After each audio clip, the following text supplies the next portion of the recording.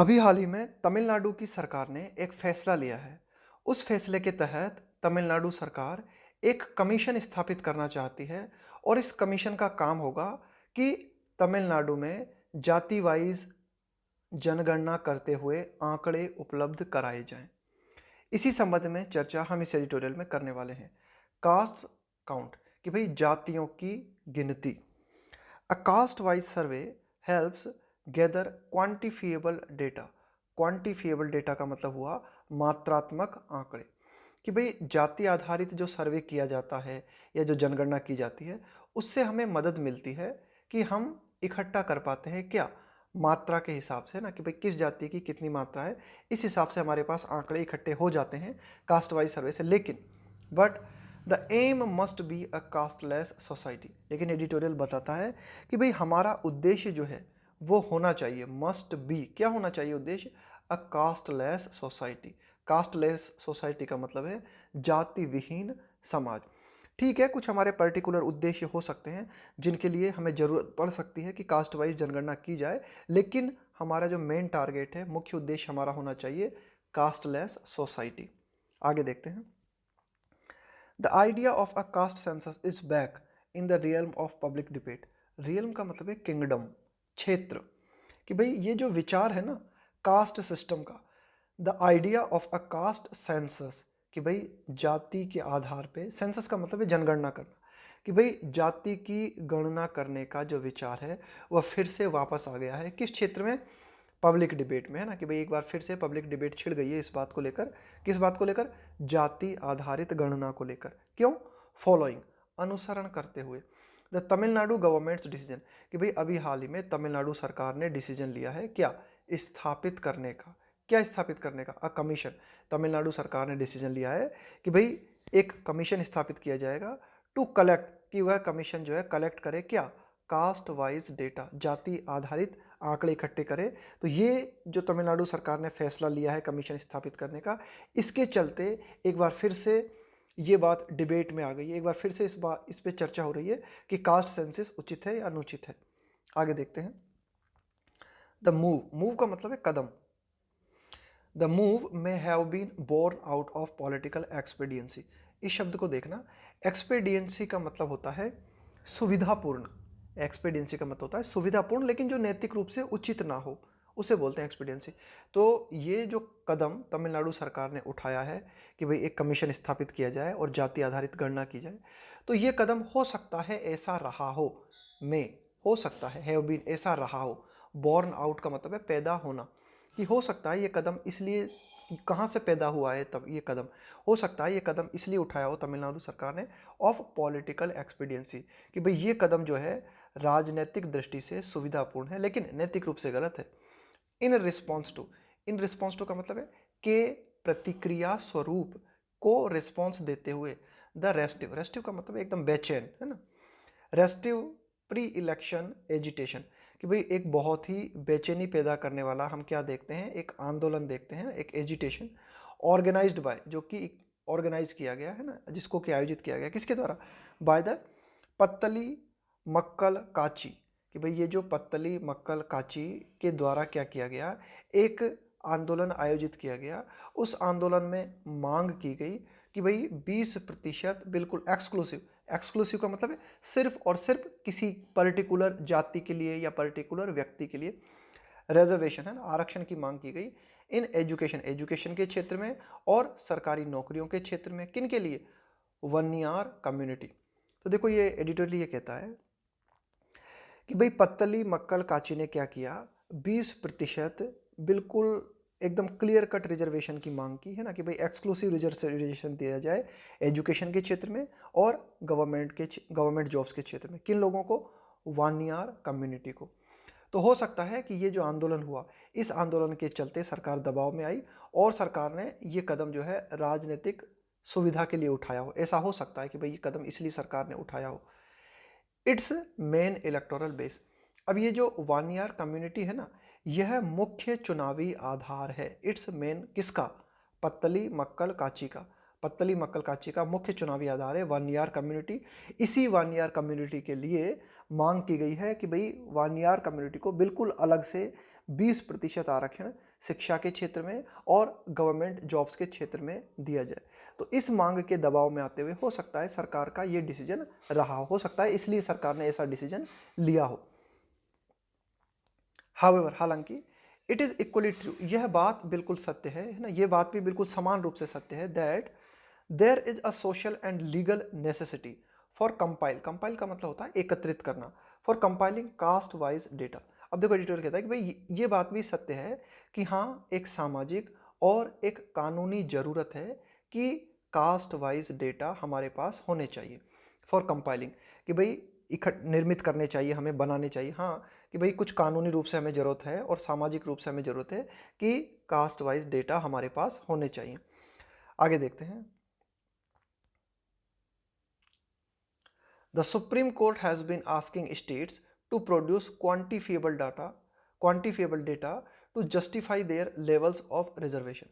अब देखो supreme court जो है वह लगातार विभिन्न राज्यों से इस बात को पूछता रहा है कि राज्य जो है वे प्रस्तुत करें, क्या प्रस्तुत करें, मात्रात्मक आंकड़े, क्वांटिफिएबल डाटा टू जस्टिफाई मतलब किसी बात को ठीक ठहराना, कि भाई विभिन्न राज्यों ने अपने राज्यों में जो रिजर्वेशन आरक्षण दे रखे हैं उन आरक्षण के लेवल को ठीक ठहराने के लिए सुप्रीम कोर्ट ने विभिन्न राज्यों से मांग की है कि भाई आप जो है अपने मात्रात्मक आंकड़े जो है हमारे सामने प्रस्तुत करो। तो यही एडिटोरियल कहता है कि इट वुड हेल्प तमिलनाडु, कि भाई अगर ये जो जाति आधारित गणना होती है तो यह तमिलनाडु की मदद करेगी, है ना, इससे तमिलनाडु को मदद मिलेगी टू रिटेन का मतलब है बरकरार रखना इट्स 69% टोटल रिजर्वेशन, कि तमिलनाडु अपना टोटल जो रिजर्वेशन दे रखा है ना तमिलनाडु ने 69% उसको बरकरार रखा जाए। एट द सेम टाइम, साथ ही साथ हम, है ना, एट द सेम टाइम मतलब उसी साथ साथ में हम इस बात को भी देख सकते हैं, some caste that have either electoral और न्यूमेरिकल इंपॉर्टेंस, कि भाई कुछ जातियां, कि भाई या तो दैट हैव आइदर इलेक्टोरल और न्यूमेरिकल इंपॉर्टेंस, कि भाई कुछ जातियां या तो उनका जो है चुनावी महत्व है ना, इलेक्टोरल इंपॉर्टेंस है, या फिर उनकी संख्या का महत्व है, संख्या में वे बहुत ज़्यादा हैं, अक्रॉस इंडिया पूरे भारतवर्ष में, हैव बीन रेस्टिव ऐसी जातियां जो हैं वे बहुत ही बेचैन रही हैं, किस बारे में, about the manner in which affirmative action programs, the manner, भाई मैनर का मतलब है तरीका, in which affirmative action programs, affirmative action programs का मतलब है कि भाई सरकार के द्वारा जो भी सकारात्मक कदम उठाए जाते हैं, है ना, सकारात्मक प्रोग्राम बेस्ड ऑन, जो कि आधारित होते हैं क्लासेस एंड कम्युनिटीज़, जो कि मतलब किसी पर्टिकुलर क्लास को लेकर या फिर पर्टिकुलर किसी कम्युनिटी को लेकर आधारित होते हैं, हैव बीन इम्प्लीमेंटेड सो फार, जो कि अब तक लागू किए गए हैं। सो फार का मतलब है अब तक, इम्प्लीमेंटेड का मतलब है लागू किए गए हैं। तो देखो एडिटोरियल क्या कहना चाह रहा है, एडिटोरियल ये बात कहना चाह रहा है कि भाई अब तक आप ये कह सकते हो भारत सरकार के द्वारा या फिर किसी भी राज्य सरकार के द्वारा जो भी सकारात्मक कदम, किसी पर्टिकुलर जो भी सकारात्मक कदम लोगों के कल्याण के लिए उठाए गए हैं ना, वे ज़्यादातर किसी जाति के आधार पर लिए गए हैं फैसले या फिर किसी क्लास को ध्यान में रख के लिए गए हैं ना। तो एडिटोरियल ये कहना चाह रहा है कि हाँ भाई, कि ये जो एक तरीके से जाति की गणना या फिर जो जातियों के आंकड़े हैं ना वो भी हमारे पास होने ज़रूरी है। क्यों? क्योंकि हम ये देखते हैं कि जो कुछ जातियां हैं या तो उनका चुनावी आधार रहा है, चुनावी महत्व रहा है, या फिर उनकी संख्या का महत्व रहा है ना, पूरे भारत में, है ना, have been restive about the manner, तो उनमें हमें एक बेचैनी देखने को मिलती है उस तरीके को लेकर कि भाई जिस तरीके से जो भी कदम सरकार के द्वारा उठाए जाते हैं वे या तो क्लास को आधारित बना के उठाए जाते हैं या फिर किसी कम्युनिटीज़ को आधार बना के उठाए जाते हैं ना, कि भाई सरकार देखती है कि कोई जाति जिसकी मतलब संख्या ज़्यादा है या कोई जाति जो कि चुनाव की दृष्टि से महत्वपूर्ण है, तो उनके लिए क्या होता है, कभी कभी सरकार कुछ अच्छे कदम उठाती है तो फिर अन्य जातियां जो हैं उन्हें उस बात को लेकर जो है परेशानी होती है। तो ये एडिटोरियल कहना चाह रहा है कि अब तक जो भी कदम उठाए गए हैं, कोई भी अफर्मेटिव एक्शन लिए गए हैं, तो वे ज़्यादातर क्लास के ऊपर आधारित रहे या फिर कम्युनिटीज़ को लेकर, मतलब कम्युनिटीज़ को आधार बनाया गया है। बी इट द गुजर और जाट्स और पाटीदार्स और द वानियास, अब एडिटोरियल कह रहा है चाहे हम गुजरों की बात करें, जाट की बात करें, पाटीदार्स लोगों की बात करें या फिर वानियार्स लोगों की बात करें, some sections have been linking their prospects of advancement, कि कुछ जो तबके हैं, सेक्शंस का मतलब है तबके हैं, हैव बीन लिंकिंग वे जोड़ते रहे हैं, देयर प्रोस्पेक्ट्स संभावना, है ना, कि भाई उनकी जो संभावना है आगे बढ़ने की, उनको भाई इन कुछ जातियों की अगर हम बात करें, जैसे कि गुज्जर है, जाट है, पाटीदार है, वानियार है, तो ये कुछ जातियां क्या करती रही हैं, हमेशा से इस संभावना को अपनी उन्नति के साथ जोड़ती रही हैं टू एक्सक्लूसिव रिजर्वेशन।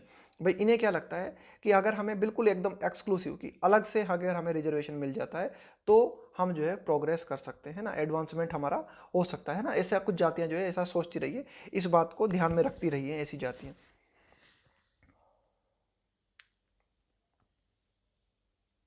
इन तमिलनाडु में अगर हम बात करें सेक्शंस ऑफ द वानियार्स की, वही वानियार जाति के जो कुछ तबके हैं, वानियार जाति के जो कुछ लोग हैं, हुज वॉयलेंट, अब देखो वानियार्स के लिए कहा गया है हुज वॉयलेंट 1987-88 एजिटेशन, तो इन्होंने एक आंदोलन किया 1987-88 में वानियार्स लोगों ने, रिजल्टेड इन, उसका परिणाम क्या हुआ, the creation of a most backward class category.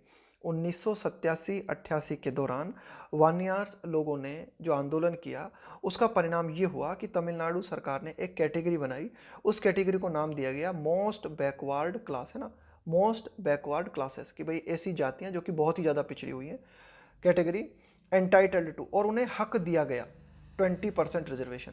तो 1987-88 के वानियार एजिटेशन के चलते तमिलनाडु में मोस्ट बैकवर्ड क्लासेस की एक कैटेगरी बनाई गई, और उस कैटेगरी में क्या किया गया, उसको एक तरीके से उसमें कुछ जातियां रखी गई और उन जातियों को 20% रिजर्वेशन दिया गया। कई जातियां रखी गई इसमें, है ना, मोस्ट बैकवर्ड क्लासेस में।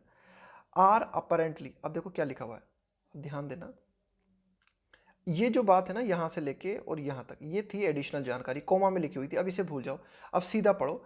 इन Tamil Nadu sections of the Vanniyars are apparently dissatisfied, कि भाई जो वानियार कम्युनिटी के जो कुछ लोग हैं, है ना, इस तबके के कुछ लोग हैं, आर वे अपेरेंटली स्पष्ट तौर पर असंतुष्ट हैं, किस बात से, अबाउट किस बारे में, बीइंग क्लब्ड विथ, क्लब कर देना मतलब किसी को किसी के साथ जोड़ देना, being clubbed with over 100 other caste. भाई क्या किया गया, ये जो मोस्ट बैकवर्ड क्लासेस बनाई गई ना, इसी में वानियार कम्युनिटी को भी रख दिया गया, है ना, वानियार जाति को भी इसी में रख दिया गया। तो अब ऐसा लगता है स्पष्ट तौर पे कि कई जो वानियार लोग हैं वे इस बात से असंतुष्ट हैं कि हमें अन्य सैकड़ों जातियों के साथ में क्लब कर दिया गया, हमें जो है इनके साथ में जोड़ के और मोस्ट बैकवर्ड क्लासेस बनाई गई।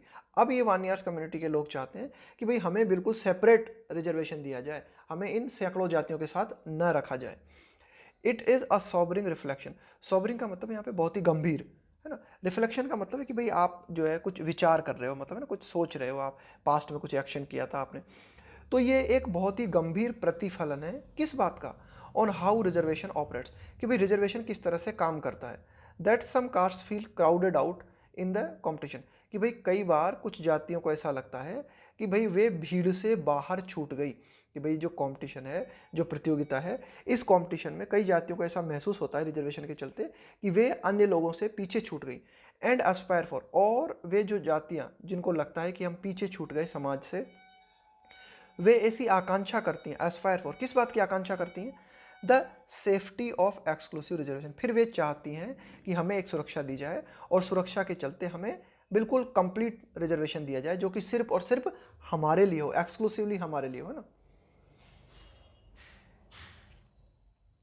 द प्रोपोज्ड कमीशन, कि भाई ये जो प्रस्तावित कमीशन है ना, कि भाई जिस कमीशन को तमिलनाडु सरकार लाने का प्लान बना रही है कि जो कमीशन जाति आधारित गणना करेगा, है ना, तो ये जो प्रस्तावित कमीशन है मे not conduct an elaborate enumeration, enumeration का मतलब है गणना, हो सकता है कि ये जो प्रस्तावित कमीशन है कि यह पूरी, कंडक्ट मतलब आयोजित करना, इलेबोरेट मतलब विस्तृत, है ना, इलेबोरेट मतलब डिटेल्ड, हो सकता है ये जो कमीशन है पूरी तरीके से एक डिटेल्ड गणना आयोजित ना करे, है ना, may not conduct an elaborate enumeration on the lines of the centre's decennial census. देखो डेसिनियल का मतलब होता है हर 10 वर्ष में होने वाली, सेंसस का मतलब है गणना, कि भाई जैसे केंद्र सरकार की हर 10 वर्ष में गणना करती है ना केंद्र सरकार जनगणना की, हो सकता है उसी तरह से यह गणना तमिलनाडु में इस कमीशन के द्वारा न हो, लेकिन its mandate is to examine the methodology, है ना, इट्स मैंडेट, देखो मैंडेट का मतलब होता है official order to do something, है ना, इट्स मैंडेटेड, लेकिन भाई इसको आदेश क्या है, यानी कि ये जो कमीशन है इसको आदेश क्या दिया गया है तमिलनाडु सरकार की तरफ से, इसको आदेश ये मिला है कि आपको परीक्षण करना है, आपको जांच करनी है, किस बात की, मेथोडोलॉजी। मेथोडोलॉजी का मतलब होता है कि भाई आपके कार्य करने की प्रक्रिया। For collecting caste wise particulars, यहाँ पे पर्टिकुलर्स का मतलब है कि भाई एक तरीके से जो भी दस्तावेज हैं, आंकड़े हैं, है ना, कि भाई जाति वाइज जो है पूरे के पूरे आंकड़े इकट्ठे किए जाएं। तो its mandate is to examine the methodology for collecting caste wise particular, कि भाई क्या प्रक्रिया रहेगी, है ना, किस प्रक्रिया के आधार पे कास्ट वाइज आंकड़े इकट्ठे किए जाएंगे, है ना, इस बात को जांचना है इस कमीशन का काम। कंडक्ट, और क्या काम है इस कमीशन का? कंडक्ट अ सर्वे, कि भाई एक सर्वे आयोजित किया जाए, है ना, ये भी इसी कमीशन का काम है। बेस्ड ऑन, और वो सर्वे आधारित हो based on that and submit a report, कि भाई ये क्या करे। सबसे पहले तो ये जो है कास्ट वाइज पर्टिकुलर्स, भाई किस तरह से जो है उस प्रक्रिया की जांच करे कि भाई जिस आधार पे कास्ट वाइज पर्टिकुलर्स इकट्ठे किए जाते हैं। इसके बाद में एक सर्वे आयोजित किया जाए, है ना, इसी के आधार पे कि भाई जो मेथोडोलॉजी होगी, जिस आधार पे कास्ट वाइज पर्टिकुलर्स आएंगे, उसी आधार पे सर्वे किया जाए और इसके बाद में अपनी रिपोर्ट को प्रस्तुत किया जाए। It will be quite a challenge, यह एक चुनौती होगी to arrive at a sound assessment. Sound assessment का मतलब होता है कि भाई बहुत ही, आप कह सकते हो, गंभीर मूल्यांकन। अराइव का मतलब है पहुंचना, कि भाई ये जो पूरा प्रक्रिया होगी, ये जो कमीशन अपना काम करेगा, ये जो प्रक्रिया होगी, इस प्रक्रिया से ये कमीशन कहाँ पहुंचेगा, ये it will be quite a challenge. तो कमीशन के लिए एक बहुत ही बड़ी चुनौती होगी कि कमीशन जो है बहुत ही अच्छी तरीके से मूल्यांकन कर पाए, किस बात का? Of the social and educational backwardness of each cast, कि भाई इस कमीशन के पास क्या काम है? इस कमीशन के पास काम है कि प्रत्येक जाति सामाजिक रूप से और शैक्षणिक रूप से कितनी पिछड़ी हुई है, इस बात का पता लगाए। तो ये पता लगाना इस कमीशन के लिए बहुत ही मुश्किल होगा, है ना, कि बिल्कुल सटीक पता लगा पाना। द सेंसस ऑफ इंडिया, कि भाई जो भारत की जनगणना है, has not collected cast wise data since 1931, कि भारत की जो जनगणना होती है हर 10 वर्ष में, उसमें 1931 के बाद से अब तक जाति आधारित गणना नहीं की गई है ना, जाति आधारित गणना नहीं की गई है, विथ द एक्सेप्शन, इस अपवाद को अगर आप छोड़ दो, of details about SC and ST, कि भाई जो SC कम्युनिटीज़ हैं, ST कम्युनिटीज़ के तहत आने वाले जो लोग हैं, उनके डिटेल्स हमने इकट्ठे किए हैं, है ना, इस अपवाद को अगर छोड़ दिया जाए तो भारत में 1931 के बाद में कोई जाति आधारित गणना नहीं हुई है। The centre conducted a socio economic caste census, socio economic caste census, है ना, सामाजिक आर्थिक, आप कह सकते हो कि भाई सामाजिक आर्थिक जाति की गणना, है ना। तो the centre collected a socio economic caste census इन 2011, 2011 में केंद्र सरकार के द्वारा ये SECC, है ना, कि भाई सोशियो इकोनॉमिक कास्ट सेंसस जो है, इसके आंकड़े इकट्ठे किए गए। इन एन अटेम्प्ट, एक प्रयास किया सरकार ने ना, इन अटेम्प्ट का मतलब एक प्रयास के चलते, to link the collection of caste data, कि भाई केंद्र सरकार जो है जोड़ना चाहती थी किस बात को? The collection of caste data, कि भाई जो जाति से संबंधित जो आंकड़े हैं उन्हें लिंक कर दिया जाए किसके साथ?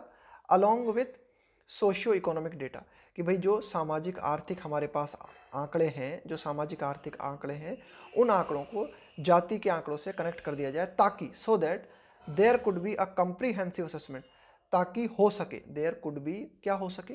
कंप्रीहेंसिव असेसमेंट, कि भाई कंप्रीहेंसिव का मतलब है विस्तृत, असेसमेंट का मतलब है मूल्यांकन, of levels of deprivation, deprivation का मतलब है वंचित होने की स्थिति, कि भाई कौन सा समाज कितनी परेशानी में, कितनी वंचित हालत में, इस बात को जाना जा सके, इस बात का ठीक तरह से मूल्यांकन किया जा सके। And backwardness on in society, और सोसाइटी में कौन कितना बैकवर्ड है, इस बात को ठीक तरह से पहचाना जा सके। इसलिए केंद्र सरकार ने कोशिश की कि भाई क्या किया जाए, सोशियो इकोनॉमिक कास्ट सेंसस की जाए और इन आंकड़ों को जाति से जोड़ के देखा जाए कि भाई कौन सी जाति कितनी पिछड़ी हुई है। आगे देखते हैं। हाउएवर, हालांकि, प्रेजुमेबली का मतलब होता है यकीनन, because of the lack of reliability of the data collected, कि भाई ये जो सोशियो इकोनॉमिक कास्ट सेंसस के तहत जो आंकड़े इकट्ठे हुए, है ना, उनमें कमी थी, किस बात की? विश्वसनीयता की। लैक ऑफ रिलायबिलिटी का मतलब है विश्वसनीयता की कमी के चलते, है ना, कि भाई जो भी डेटा इकट्ठे हुए थे, है ना, इनमें विश्वसनीयता का अभाव था। और या आप ये भी कह सकते हो, it's political and electoral sensitivity, या फिर आप ये भी कह सकते हो कि भाई ये जो सोशियो इकोनॉमिक कास्ट सेंसस के आधार पे जो आंकड़े इकट्ठे हुए थे ये बहुत ही ज़्यादा संवेदनशील है, राजनीतिक और आप कह सकते हो मतलब चुनावी दृष्टि से बहुत ही ज़्यादा सेंसिटिव मामला है। The caste portion of the SECC has not been disclose so far.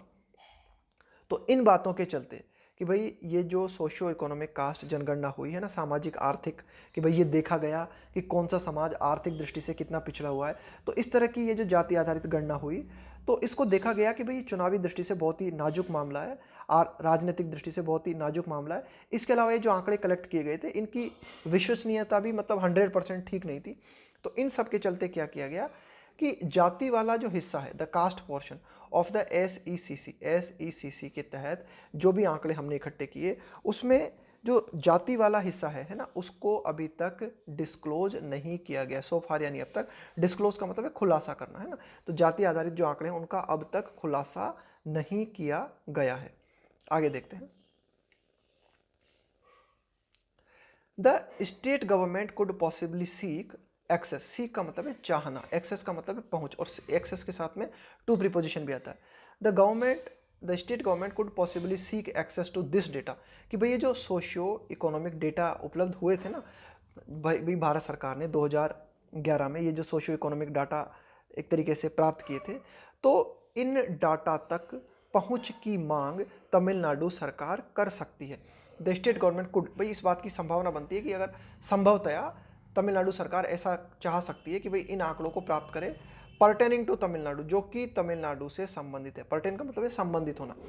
As part of its exercise, कि तमिलनाडु सरकार जो भी एक्सरसाइज है ना, जो भी कदम उठाने जा रही है, इस आयोग को गठित करने जा रही है, इस आयोग के माध्यम से जाति आधारित जनगणना के आंकड़े चाह रही है, तो चाहे तो तमिलनाडु सरकार जो है संभवतः ये काम भी कर सकती है कि 2011 में जो सोशियो इकोनॉमिक गणना हुई थी उसके आंकड़े की मांग जो है कर सकती है तमिलनाडु सरकार, है ना। हाउएवर, हालांकि it should not treat this as politically expedient move. Expedient का मतलब होता है सुविधापूर्ण लेकिन नैतिक रूप से अनुचित। लेकिन तमिलनाडु सरकार को ट्रीट का मतलब है इसको इस रूप में लेना, है ना, बर्ताव करना। It should not treat this as politically expedient move to quell का मतलब है शांत करना a possible electoral setback. Setback का मतलब है झटका, बोलते हैं ना कि भाई यार हमारी तो जबरदस्त हार हुई, जबरदस्त झटका लगा हमें। Possible electoral setback, due to का मतलब है के कारण, the agitation of one party और कम्युनिटी। एडिटोरियल कहता है कि भाई ठीक है, तमिलनाडु सरकार चाहे तो सोशियो इकोनॉमिक डेटा को प्राप्त कर सकती है, लेकिन तमिलनाडु सरकार को ऐसा इसलिए नहीं करना चाहिए कि यह कदम जो है सुविधापूर्ण है, कि यह कदम जो है राजनीतिक दृष्टि से सुविधापूर्ण है। टू क्वेल, शांत करने के लिए, a possible electoral setback due to the agitation of one party और कम्युनिटी, कि भाई तमिलनाडु सरकार को ऐसा लगे कि किसी एक पार्टी के चलते या किसी एक समुदाय के आंदोलन के चलते तमिलनाडु सरकार को एक झटका लग सकता है, तो इस झटके को शांत करने के लिए तमिलनाडु सरकार को ऐसा नहीं करना चाहिए कि वह सोशो इकोनॉमिक डेटा को प्राप्त करे। हालांकि उसे डेटा प्राप्त करने चाहिए, कर सकती है, लेकिन सिर्फ इसलिए नहीं करना चाहिए कि ये एक सुविधापूर्ण कदम है कि अभी तो किसी तरह से आंदोलन शांत हो जाएगा। रेदर, इसके बजाय तमिलनाडु सरकार को करना क्या चाहिए? Rather it should seek, Tamil Nadu सरकार को चाहना चाहिए, क्या चाहना चाहिए? To rationalise and deepen its social justice policy. Rationalise का मतलब होता है किसी बात को तर्कपूर्ण बनाना, कि भाई तमिलनाडु सरकार को तर्कपूर्ण बनाना चाहिए, किस बात को? एंड डीपन, और गहरा करना चाहिए, क्या? सोशल जस्टिस पॉलिसी, कि भाई तमिलनाडु सरकार की जो भी सोशल जस्टिस पॉलिसी है, सामाजिक न्याय को लेकर जो भी पॉलिसी तमिलनाडु सरकार बनाती है, वे पॉलिसी जो है बिल्कुल गहरी होनी चाहिए, यानी कि वास्तविक लोगों तक पहुंचनी चाहिए। तमिलनाडु सरकार को अपनी पॉलिसी को तर्कपूर्ण बनाना चाहिए with a true assessment of the backwardness, कि भाई वास्तविक पिछड़ेपन का, भाई जो विभिन्न जातियां हैं, विभिन्न वेरियस कास्ट हैं, विभिन्न जातियों के पिछड़ेपन का बिल्कुल वास्तविक मूल्यांकन करते हुए तमिलनाडु सरकार को अपनी सोशल जस्टिस पॉलिसी बनाना चाहिए। भाई तमिलनाडु सरकार को स्पष्ट करना चाहिए कि हम अगर किसी पर्टिकुलर जाति के लिए कोई काम कर रहे हैं तो वो कितना तर्कपूर्ण है। तमिलनाडु सरकार को ये स्पष्ट करना चाहिए कि हाँ भाई, ये जाति बहुत ज़्यादा पिछड़ी हुई है और इसलिए इस जाति के कल्याण के लिए कुछ विशेष कदम उठाए जाने जरूरी है। ऐसा तमिलनाडु सरकार को करना चाहिए। आफ्टर ऑल, फाइनली हम ये कह सकते हैं, आफ्टर ऑल, कि भाई progress towards a casteless and equal society. Progress कि भाई हमारा जो गोल होना चाहिए ना, टुवार्ड्स मतलब की ओर, कास्टलेस कि भाई एक जाति विहीन समाज, एंड इक्वल सोसाइटी कि भाई एक समाज जो कि बराबर हो, जो जाति विहीन समाज हो, ये हमारा गोल होना चाहिए। ऑट टू का मतलब होता है शुड, है ना। हम शुड की जगह ऑट टू का प्रयोग करते हैं जब बात नैतिक जिम्मेदारी से, जब बात नैतिक दायित्वों से जुड़ी हो। तो एडिटोरियल कहता है कि भाई ये हमारा नैतिक दायित्व बनता है कि हमारा जो अल्टीमेट गोल है वो ये होना चाहिए, है ना, ought to remain the state's ultimate goal, कि कोई भी जो राज्य है उसका अंतिम गोल होना चाहिए कि एक कास्टलेस सोसाइटी बनाई जाए। हम जो है प्रोग्रेस करें किस ओर, एक इक्वल सोसाइटी की ओर, जहां सब लोग समान हो।